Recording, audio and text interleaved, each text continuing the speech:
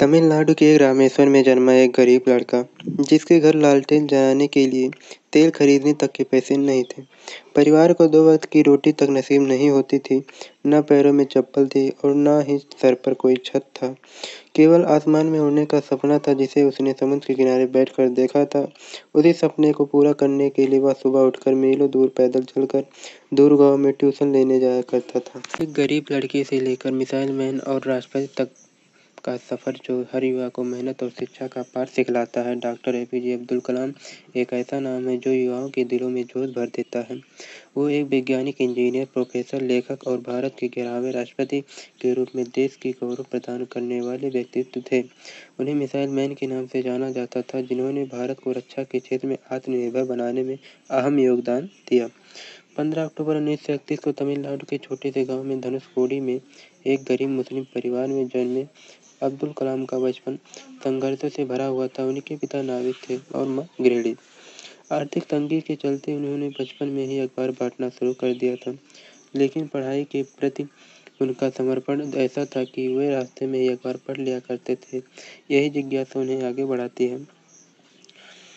एक दिन उनके अध्यापक सुब्रमण्यम अय्यर ने पक्षियों की उड़ान को समझाने के लिए उन्हें समुद्र तट पर ले गए और वहां उन्होंने पक्षियों की उड़ान की वैज्ञानिक वजह समझाई। इस अनुभव से उनको एक नई दिशा मिली। यहीं से उनके मन में वैज्ञानिक बनने का जिज्ञासा पैदा हुई। डॉक्टर कलाम जब मद्रास इंस्टीट्यूट में पढ़ते थे, उन्हें एक विमान डिजाइन करने का प्रोजेक्ट मिला। जब उनके प्रोफेसर को उनका काम पसंद नहीं आया तो उन्होंने उन्हें 3 दिन का समय दिया और कहा कि समय पर काम पूरा नहीं हुआ तो स्कॉलरशिप चली जाएगी। कलाम ने 3 दिन और रात बिना रुके मेहनत की और जब उन्होंने डिजाइन पेश किया तो उनके प्रोफेसर ने उन्हें गले लगा लिया और मुझे तुम्हारी काबिलियत पर कोई शक नहीं था, बस देखना चाहता था कि तुम मुश्किलों में कितने मजबूत हो। कलाम पायलट बनने का चाहते थे, लेकिन अंतिम चयन में 9वें स्थान पर आए, जबकि केवल 8 सीटें थीं। यह उनके लिए बड़ा झटका था, लेकिन उन्होंने हार नहीं मानी। उन्होंने वैज्ञानिक बनकर देश की रक्षा करने के लिए मिसाइल बनाई और अपने सपनों को नए रूप दिया। कलाम खुद को सबसे पहले एक शिक्षक मानते थे। उनका मानना था कि अगर लोग उन्हें एक शिक्षक के रूप में याद रखें तो यही उनके लिए सबसे बड़ा सम्मान होगा।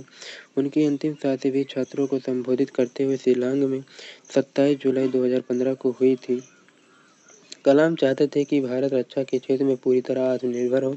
उन्होंने पृथ्वी अग्नि जैसे मिसाइल के निर्माण में नेतृत्व किया, जिससे भारत एक परमाणु शक्ति बना। वे मानते थे डर का कोई स्थान नहीं है, केवल शक्ति ही शक्ति सम्मान करती है। डॉक्टर कलाम को पक्षियों से विशेष लगाव था। एक बार जब डीआरडीओ की बिल्डिंग की दीवार पर कांच लगाने का सुझाव आया ताकि कोई चढ़ ना सके, उन्होंने यह कहकर मना कर दिया कि पक्षियों को चोट लग सकती है। यही उनकी करुणा का प्रतीक है। डॉक्टर अब्दुल कलाम का जीवन बताता है कि मेहनत, लगन और दृष्टिकोण से कोई भी व्यक्ति असंभव को संभव बना सकता है। उनका यह कथन युवाओं के लिए आज भी प्रेरणा स्रोत है।